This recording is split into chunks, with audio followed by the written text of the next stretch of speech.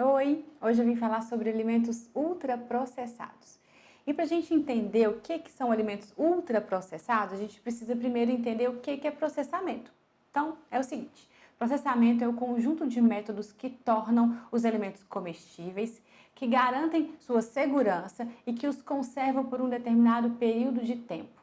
Então, nem todo processamento é ruim, né? Alguns são até necessários para que esse alimento seja seguro para o nosso consumo, como, por exemplo, o palmito. O palmito precisa passar por um processamento para poder acabar com uma bactéria que ele pode conter, que se não acabar com ela, pode nos causar até a morte, entendeu? Então, ele é muito necessário. Então, para a gente entender o alimento ultraprocessado e saber do que se trata, a gente precisa entender algumas etapas do processamento. Pensando assim, eu trouxe aqui o milho como exemplo de todas essas etapas para ficar claro o entendimento. Vamos lá? Então aqui, ó, primeiro, nós temos aqui o milho na sua forma in natura, né? A gente lá colheu o milho, ele fica aí com a casquinha dele, pronto, tá aqui, na sua forma in natura. Agora, o próximo passo seria o minimamente processado. Para a gente poder levar esse milho para ser cozido, por exemplo, e a gente poder consumi-lo, é necessário tirar a capinha, tirar o cabelinho do milho, certo? Não dá para comer ele daquela forma in natura. Então, esta seria a proposta minimamente processada. Daí, vem o processamento, uma outra etapa, né?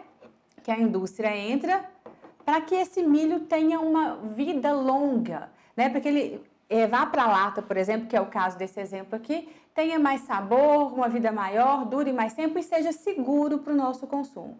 Então, e por fim, a gente chega no alimento ultraprocessado, que é aí os salgadinhos, por exemplo, de pacote, que todo mundo conhece, né? Se alguém está achando que consumindo isso aqui está consumindo milho, está muito enganado, porque todos esses processos que o milho in natura passou, fez com que ele perdesse a maioria mesmo dos seus nutrientes.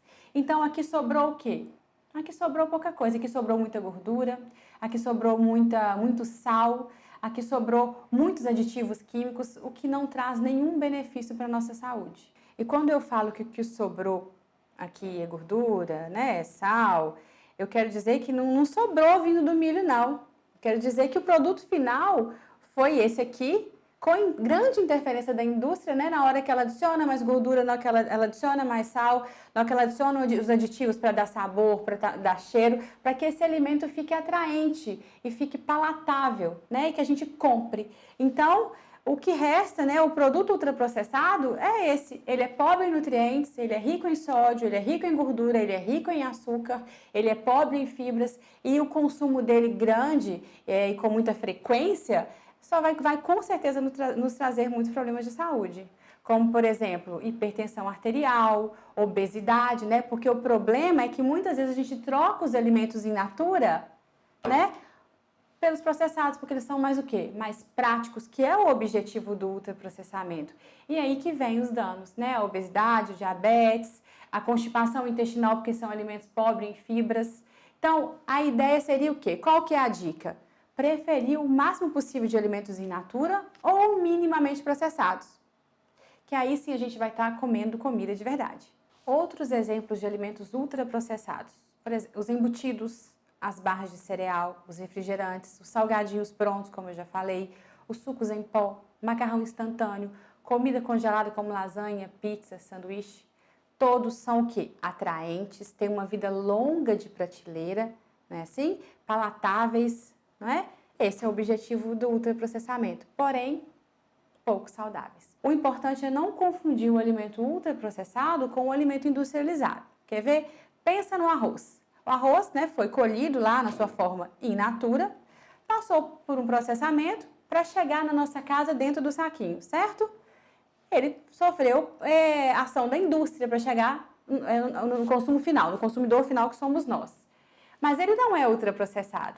Tá? Então, fugir dos alimentos industrializados nesse sentido realmente é uma coisa muito difícil, que a gente precisa muitas vezes desse minimamente processado para consumo final. Mas fugir dos ultraprocessados é super possível e a gente deve fazer o máximo para que isso aconteça.